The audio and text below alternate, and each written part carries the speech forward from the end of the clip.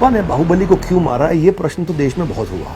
एक और प्रश्न देश में बहुत है, वो ये है कि खान सर का असली नाम क्या है। मैंने सुना है जो लड़कियों को छेड़ता है उसको फिर आप ऐसा हैंडल करते हैं कि दोबारा हिम्मत नहीं करता छेड़ने की। तो किसी ने आपको गोली मारने की धमकी भी दी थी कि एक वीडियो और बनाया तो गोली मार देंगे।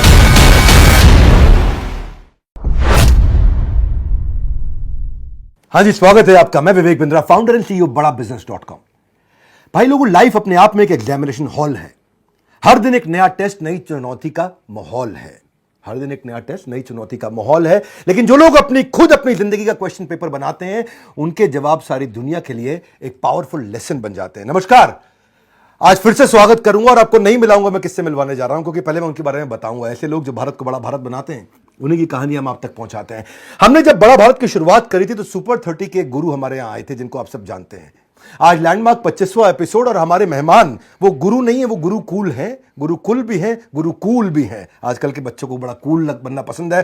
17 मिलियन से ज्यादा इनके फॉलोअर हैं। समय यूट्यूब में दुनिया का सबसे बड़ा एजुकेशनल चैनल बन चुका है। आज हर वीडियो 1 मिलियन ऐसे जाता है, ऐसे 1 मिलियन जाता है। 42 लाख बच्चों को ये पेड पढ़ा रहे हैं आज। मुझे नहीं लगता कि इससे ज्यादा बच्चे शायद दुनिया में कहीं पेड बच्चे एक साथ पढ़ते हो। ये केवल टीचर नहीं है, बच्चों के लिए एक इमोशन है। सिखाने में परफेक्शनिस्ट, समझाने में थेरेपिस्ट, द शिक्षा के स्पेशलिस्ट। ज्ञान की खान है आप, स्टूडेंट की जान है आप। खान सर, आपका स्वागत है द बड़ा भारत शो में। धन्यवाद। तो खान सर, सबसे पहले जो मैं आपसे सवाल पूछना चाहता हूं, जिसने मेरे को बड़ा इंस्पायर किया, और वो सवाल ये है कि कोर्स जो आप कर रहे हैं, पहले पेड की बात करते हैं। फ्री तो सब देख रहे हैं, पेड आपका जो लोग नहीं देख रहे हैं उनको बता दें कि आप 200 रुपया में पढ़ाते हैं, 180 दिन, समझो 1 रुपया पर डे, कॉफी के खर्चे से कम। इरादे आपके नेक है, तभी कीमत रुपया 1 है। हाँ? तो मतलब यह है कि एक फेमस सेइंग है कि आपके जो कोर्सेज है खान सर, वो इतने सस्ते हैं कि कंपटीशन पैदा नहीं हो सकता है। तो ये इतने सस्ते कोर्सेज आपने लॉन्च कैसे किए? देखिए, हमको लगता है ना कि जिसे जिंदगी जीने के लिए ऑक्सीजन जरूरी है, वैसे एजुकेशन भी बहुत जरूरी है। भारत को विश्व गुरु कहा जाता था, हमारी संस्कृति पूरी दुनिया में जानी जाती थी। तो हम लोग इसको खोते जा रहे हैं। रीजन क्या है कि एजुकेशन बहुत महंगा हो गया है। तो हमको ना ये एक छोटा सा हिस्सा दिखता है कि हम पढ़ा रहे हैं, लेकिन ये एक वो फौज तैयार हो रही है ना, जो भारत को वो पुराना गौरव दिलाएगी। तो हमको वो एक बड़े एस्पेक्ट्स में सोचना है कि हमको कैसे पूरी एक समझिए कि एक पढ़े लिखों की एक सेना खड़ी करनी है, जो तलवार से नहीं कलम से लड़ेगी। और उस समय जब भारत जो सोने की चिड़िया कहलाती थी, हमको वही वाला भारत चाहिए। और इसके लिए बहुत बड़ा फीस देंगे तो नहीं पॉसिबल है। हमको चाहिए कि वो एक ठेला वाला, रिक्शा वाला जो है, जिसके पास कुछ नहीं है पैसे, 1 रुपये में 1 रुपये भी पढ़ सकता, वो भी नहीं है तो वो भी आए तो भी पढ़ाएंगे हम उसको। लेकिन तुम हमारी भारत की जो भारत निर्माण की जो सेना है, उसमें पीछे नहीं रह सकता है। इस भारत निर्माण के हर सैनिक के हाथ में एक कलम होगा। बड़े संघर्षों से निकले आप, आपके ऊपर भी आया, और मैंने सुना परिवार पे भी आपका काफी संघर्ष रहा बचपन में। आपने मतलब फिर भी कहते हैं कि जीवन में का सबसे बड़ा गुरु ठोकर है। खाते जाओ सीखते जाओ, खाते जाओ सीखते जाओ। तो आपका बचपन बहुत मुश्किलों में गुजरा। पिता के पास स्टेबल जॉब नहीं थी, चीजों का अभाव था, पेंसिल तक आपको आधी करके दी जाती थी, और कुछ सादे पन्ने आपको मिलते थे तो माँ उनको जोड़ करके सिल करके दिन में हम लोग बटोर के लाते थे। घर के आगे कॉलेज था, तो वो जो कुछ के किताब जो फेंक देते थे कॉपी, तो उसमें जो सादा रहता था उसको फाड़ ले आते थे और उसको सिल के मम्मी दे देती थी। और उसको हम लोग ना कॉपी चेक कराने नहीं ले जाते थे, क्योंकि स्कूल वालों का एक स्ट्रेटजी होता है कि कॉपी मेरे यहाँ से खरीदो, या तो कॉपी ही नहीं है, सिली हुई है, तो पीट देते थे लोग कि क्यों नहीं लाए। तो पिटाना ही ठीक था। वहाँ लेते तो बैन कर देते कि भाई तुमको कॉपी लेनी ही पड़ेगी। और आप आर्मी ज्वाइन करना चाहते थे, ज्वाइन नहीं कर पाए? मेरा हाथ ये अजीब डिजाइन का है। मतलब हमको बस आर्मी ही चाहिए थी और कुछ भी नहीं चाहिए। हम जब 10th में पढ़ते थे, तो जो एनसीसी में गए थे, तो शूटिंग जब दिया गया, बहुत बेहतरीन शूटिंग किए। तो जो कर्नल साहब थे हम लोग के, उस समय जो कर्नल थे, कर्नल उदय सिंह राठौर, हम लोग के सीओ साहब थे वहाँ पे।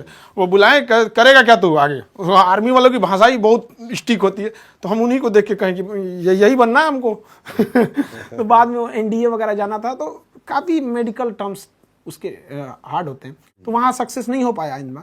और ऐसे चीज़ों में आप छटिएगा जो कभी सही भी नहीं हो सकता है, तो फिर वहाँ जाना कोई मतलब नहीं बनता। फिर बाद में एजुकेशन टीचिंग में चले। तो सीबीएसई आपने 10वीं इंग्लिश से किया, अच्छा, और 12th आपने हिंदी से किया। बाद में एनडीए मेडिकल फिट होने के कारण गए नहीं, और बीएससी करने के बाद आपने एमए ज्योग्राफी में किया। तो मैं देख रहा था कि बार बार आप बदल रहे थे, बार बार प्रोफेशनल डायरेक्शन बदल रहे थे, और करियर में आपने कई दफ़ा चेंजेस किया, और बाद में आप मास्टर जी बन गए। आज आप सिखा रहे।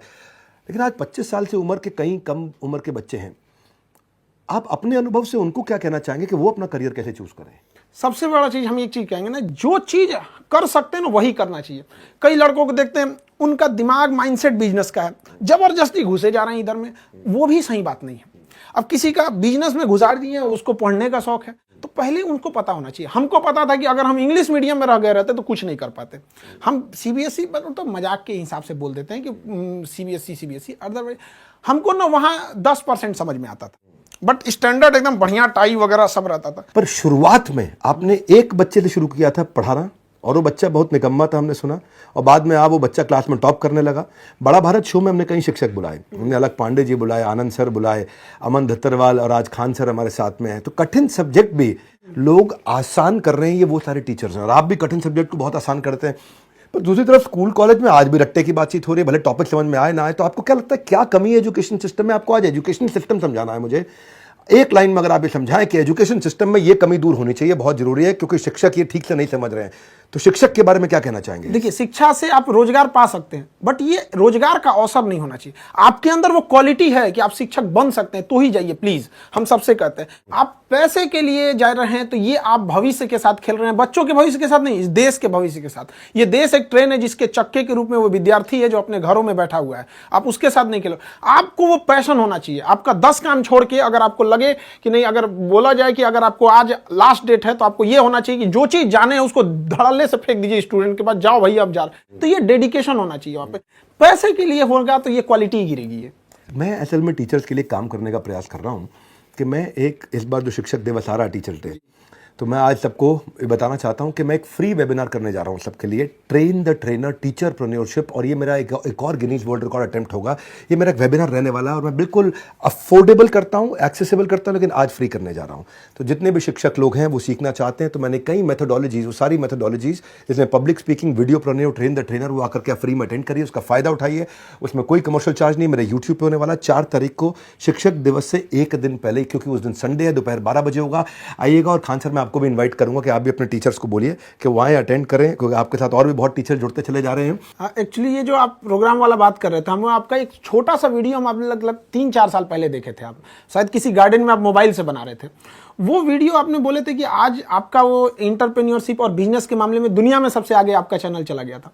वो वीडियो हम देखें और उस दिन हमारे दिमाग में एक चीज हिट कर गया। 4 साल पुरानी बात, 4 साल पुरानी बात है क्या, जब हमारी भारत माँ की एक संतान ने भारत की पहचान पूरी दुनिया में ले गई, कि जब दुनिया देखा जाएगा कि पूरी दुनिया में सबसे बड़ा एंटरप्रेन्योरशिप और बिजनेस कोच कहाँ का चैनल, तो भारत का नाम आएगा, बाद में आपका आएगा, पहले तो भारत का आएगा। हमने सोच लिया कि भाई हमें भी कुछ ना कुछ तो ऐसा करना है जो पूरे वर्ल्ड लेवल में भारत को आगे जाए। तो मेरे भी दिमाग में था हम क्या कर सकते, तो हम तो एजुकेशन फील्ड में, तो हमें उसी दिन से लगा था कि हमें भी एजुकेशन के मामले में दुनिया में सबसे बड़ा चैनल ले जाना है यहाँ पर। और हमको ये बात बताने में बहुत खुशी हो रही है कि जिसकी वीडियो को हम देख के ये सोचे थे उसके पास आके ये बात बता रहे हैं। हमको इस बात की बहुत खुशी है कि आज देश दुनिया में इंडिया वाले का फिर से डंका बजेगा। 3-4 साल पुरानी आपने बात बताई, आपने वो हमारा वीडियो देखा, उस समय आपने शुरू ही किया था? नहीं, उस वक्त हम शुरू भी नहीं किए थे, शुरू भी नहीं किया बट तो 3 साल के अंदर आप 1 लाख से 1